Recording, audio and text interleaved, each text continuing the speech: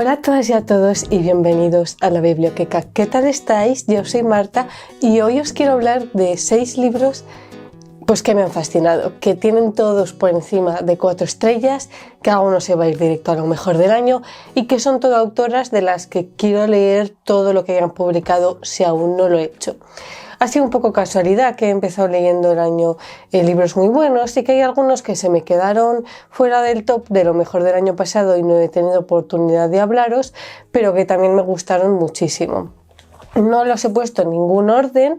Y bueno, pues voy a contaros un poco de qué va cada uno, quién es la autora y qué es lo que quiero leer de ellas. Antes de empezar os recuerdo que me podéis seguir en mis redes sociales, en Instagram, en TikTok y pues en Goodreads y ya está, porque no tengo nada más. Y vamos a empezar. El primer libro del que os quiero hablar, os lo habré enseñado la semana pasada en el book haul, es Progenia, de Susana Martín Gijón. Estoy leyendo la trilogía con una compañera de trabajo, de momento yo me acabo el primero, pero ella pues ha cogido carrerilla y ya se ha leído el segundo en 2 días y no sé si va por el tercero, pero yo, como podéis comprobar en el vídeo la semana pasada, tengo muchísimos libros sin leer y no me he podido poner a comprarme más libros en digital porque ahora mismo no procede, pero es una trilogía con la que quiero seguir sí o sí. Se ha hecho muy famosa este año, seguro que la conocéis, y es esta primera parte de la trilogía es un thriller ambientado en Sevilla, donde la inspectora Camino Vargas se encuentra con un caso muy especial, y es que aparecen mujeres asesinadas en Sevilla, todas ellas con cosas puestas en la escena del crimen relacionadas con la maternidad. La primera víctima aparece con un chupete, con lo cual pues da a entender que va a hablar sobre esto el caso o que va a tener que ver. ¿Qué es lo que me ha gustado de este libro? Pues sobre todo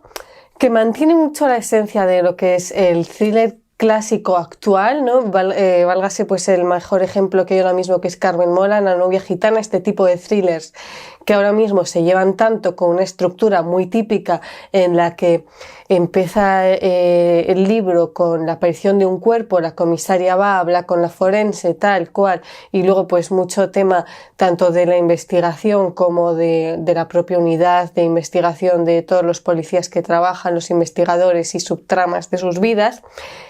Pero aún así tiene un toque que a mí me ha hecho que parezca un libro muy diferente, y que estaba muy cansada últimamente porque no encontraba thrillers en los que me sintiese cómoda, en el sentido de que no me parecían originales, y leer este libro me ha parecido pues como un soplo de aire fresco. Otras cosas que me han gustado, pues por ejemplo cómo están estructurados los capítulos, porque también es un libro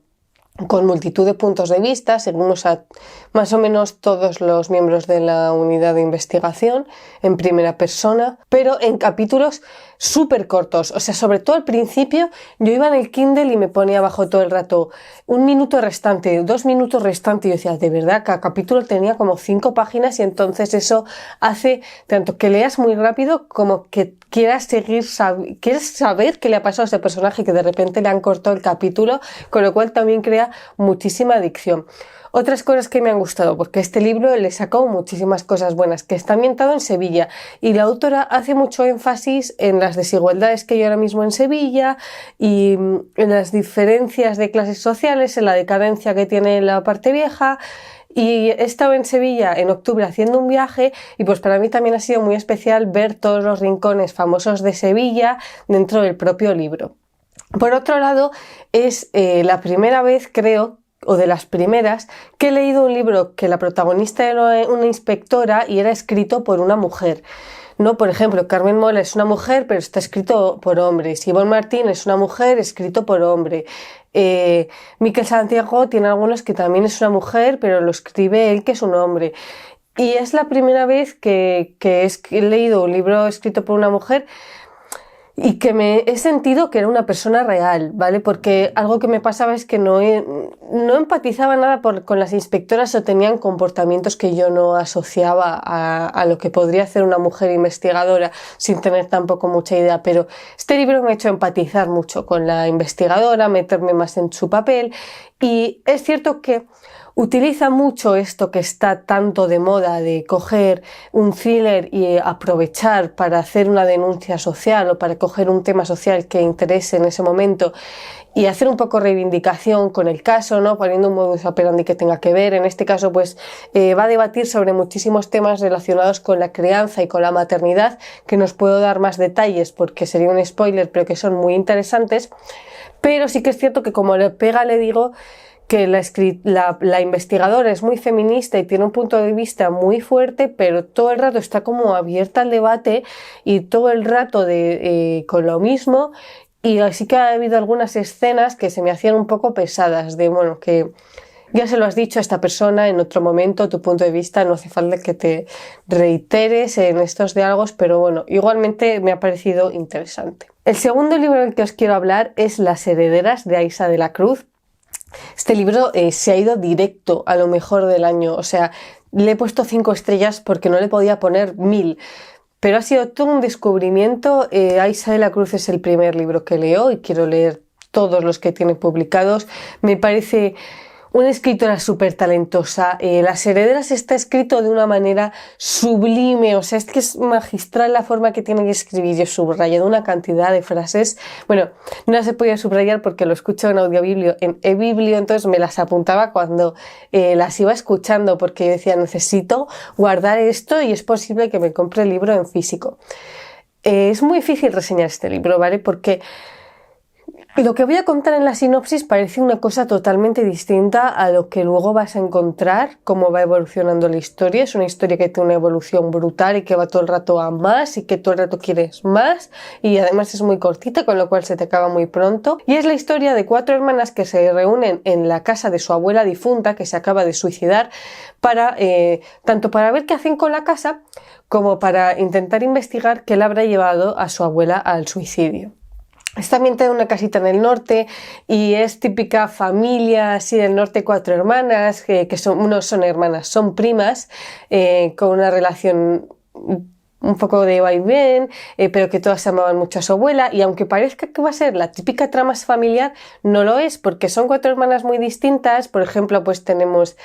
a la cardióloga, que está muy preocupada por qué le ha podido pasar a su abuela. Tenemos otra hermana que es drogodependiente y que descubre un montón de al hijo en casa de su abuela y se lo quiere quedar. Tenemos otra que ha ido con su hijo y que tiene una familia un poco disfuncional. Y la otra que tiene un poco como un afán de maternidad y que está obsesionada con su sobrino, y son todos personajes muy especiales que dan juego a abordar un montón de temas también muy interesantes, porque hace una cosa muy guay Aisa de la Cruz, que nos presenta algunas escenas un poco crudas y un poco no violentas, sino que son como muy viscerales, no sé cómo describirlo, muy reales también, y nos presenta el mismo acontecimiento en distintos capítulos visto desde el punto de vista de una prima distinta, un poco para entender cómo ve cada una pues esto que está pasando. A mí me ha parecido pues un libro muy especial, que habla sobre el amor que pueden tener unas primas, que habla sobre drogadicción, habla sobre misticismo y muchísimos temas muy interesantes. Y sobre todo destaco lo bien que está escrito y yo os la recomiendo muchísimo. El siguiente libro que he leído es El Quicio, que es de Elisa Victoria y está ilustrado por Mireia Pérez. Es un mini relato cortísimo de 70 páginas con ilustraciones, con la letra bastante grande, pero que aún así merece mucho la pena. Es cierto que luego, yo este libro lo he leído en la biblioteca, luego vi el precio y me pareció que el precio relacionado con lo que te aportaba este libro no me concordaba. Parecía un poco excesivo, pero aún así Elisa Victoria siempre es bien. Ya veis, yo tengo aquí sus otros libros, el de Voz de Vieja y el del Evangelio, con lo cual no me queda mucho más por leer de ella, si no me equivoco. Y es un libro que me ha gustado mucho, dentro que es un relato tan cortito. Nos va a poner en la primera persona de una niña de 13 años que acaba de cambiar de colegio y que está un poco en esta época de que se da asco a sí misma, le da asco a su madre con la que vive y no tiene amigos en el nuevo instituto. Y bueno, pues está en un momento que se siente muy sola, muy incomprendida, porque es un personaje bastante infantil, mientras que el resto de sus compañeros sí que han madurado, y ella, pues como no ha dado aún ese paso, se siente un poco también avergonzada sobre su propia infantilidad. Y en el momento presente del libro nos cuenta un día en el que, bueno, pues ha quedado por fin con sus nuevos compañeros de clase y está esperando a que ellos pasen a recogerlo. No os voy a contar más de qué va porque, como comprenderéis, es un relato muy cortito. Las ilustraciones que tiene son brutales. Es cierto que algunas, son muy especiales y yo algunas no les he conseguido encontrar asociación con el texto. Aún así son preciosas de ver. Y es muy bonito cómo es un libro que te transmite tanto dolor a la vez que tiene una sensibilidad increíble por la forma que escribe Elisa Victoria y por la candidez con la que te está contando los acontecimientos esta propia niña y la esperanza que tiene de que vengan sus amigos a buscarla, y a la vez siente esta rabia por cómo es ella misma, que también entiende que no la pasen a buscar, y habla de un tema muy importante que es el bullying en los institutos, y al hacerlo desde la primera persona creo que es muy fácil meterse y entender el problema que hay ahora mismo y la necesidad de abordarlo, con lo cual pues también os lo recomiendo. Otro libro que he leído y me gustó mucho, y lo habréis visto la semana pasada en el book haul, es El progreso del amor, de Alice Munro. Yo os conté que este era un libro de relatos con el que yo no me atrevía mucho a leer porque los libros de relatos se me da muy bien abandonarlos y no me suelen enganchar, y precisamente con este libro me pasó todo lo contrario, que todos los relatos entraban muy de lleno y no quería que se acabaran, y creo que la clave que tiene este libro, no sé si otros libros de relatos de Alice porque no he leído más, es el desarrollo de personajes tan brutal que tiene, que son relatos que durarán como mucho 50 páginas, que aún así en esos 50 páginas sabe hacer personajes súper complejos, nos enseña toda su vida y te presenta ya directamente una acción súper cotidiana dentro de su vida del día a día, en la que tú entiendes y tú le coges cariño al personaje, y es un libro en el que todos los relatos son muy distintos, pero que todos hablan de emociones que sienten los protagonistas, de los sentimientos que tienen los unos por los otros y sobre todo de amor. Y empatizas también mucho con todos los relatos. Por poneros ejemplo, pues hay un relato de una mujer divorciada que vuelve a casa de sus padres, otro de un accidente de un niño pequeño, una mujer obligada a rechazar su compromiso para cuidar a una hermana. Son todas situaciones muy del día a día, pero con personajes emocionalmente muy fuertes y que tienen una delicadeza y una sensibilidad para escribir a Alice Munro increíble, y también he subrayado en muchísimos pasajes de este libro. Es cierto que hay relatos que me han gustado unos más que otros, como en todos los libros, y quizás la primera mitad me ha gustado más que la segunda. No sé si ha sido casualidad de que me hayan gustado más los primeros relatos o que estaba ya un poco cansada porque es un libro un poco gordito, pero desde luego cuando pase un tiempo me gustaría seguir releyendo a la autora. Otro libro que sí que le he leído, creo que este mes, no sé si este mes o en diciembre, La librera del Cairo. Es un libro que se ha hecho bastante famoso y que no solo es muy bonito por dentro, sino que nunca había leído ediciones de Continental y que me pareció que está muy cuidada. Y es, digamos, una autobiografía o un ensayo sobre la vida de Nadia Wassef, que es la autora, y de cómo ella, con su hermana y con una amiga, abrió la primera librería regentada por mujeres en el Cairo.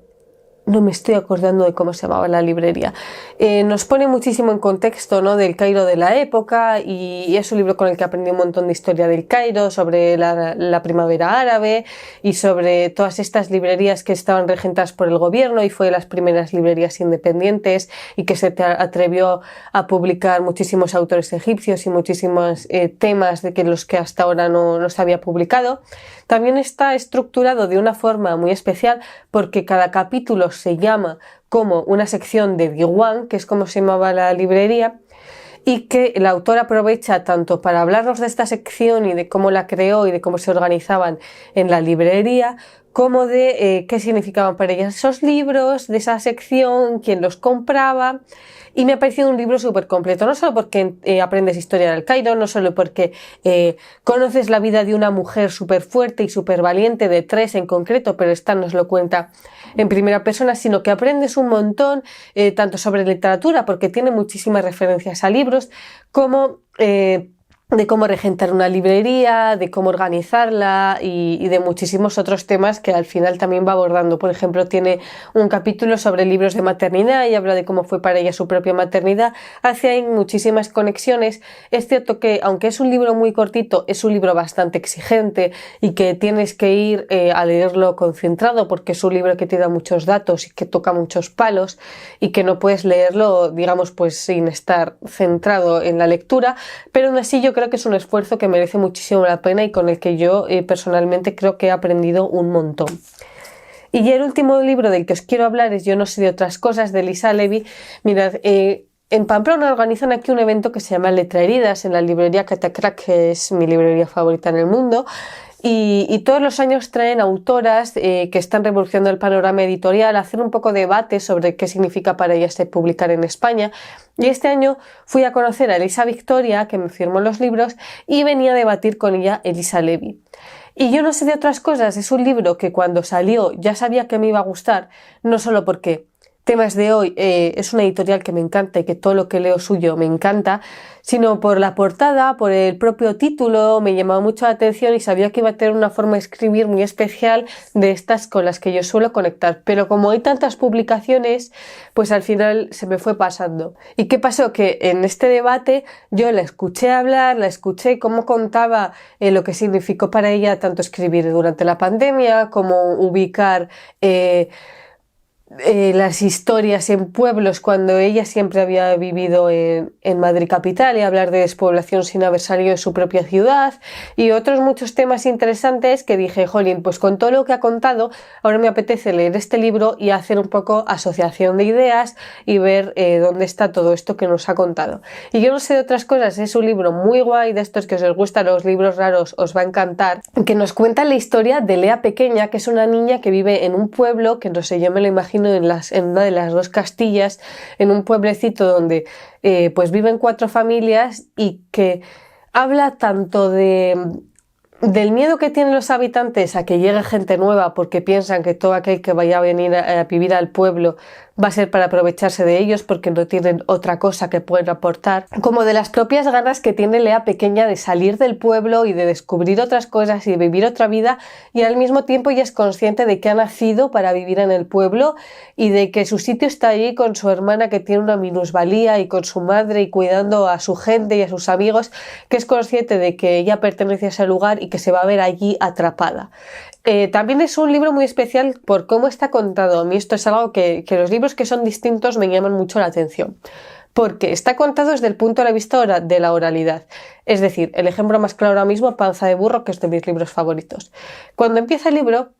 nos cuenta Lea Pequeña cómo se encuentra con un hombre que se le acaba de perder el perro, y entonces le dice Lea, no vayas a por él porque si vas ahí no vas a volver, los que van ahí nunca vuelven, espera aquí y espera que vuelva tu perro. Y mientras le echa una chapa terrible sobre cómo es para ella vivir en el pueblo, con lo cual pues no tiene diálogo, sino que es ella contando todo.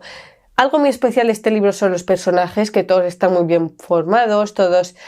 son muy especiales, les coges mucho cariño, y sobre todo el desparpajo que tiene la protagonista para contar las cosas, la forma en la que habla del pueblo, de la vida en el pueblo, de las cosas que van pasando en el día a día. Y es cierto que también, aunque es cortito, hubo momentos que se me hizo un poquito pesado, que es por lo que le di 4 estrellas en vez de 5, porque esta forma que tiene de contar anécdotas al final siempre es la misma, y con lo cual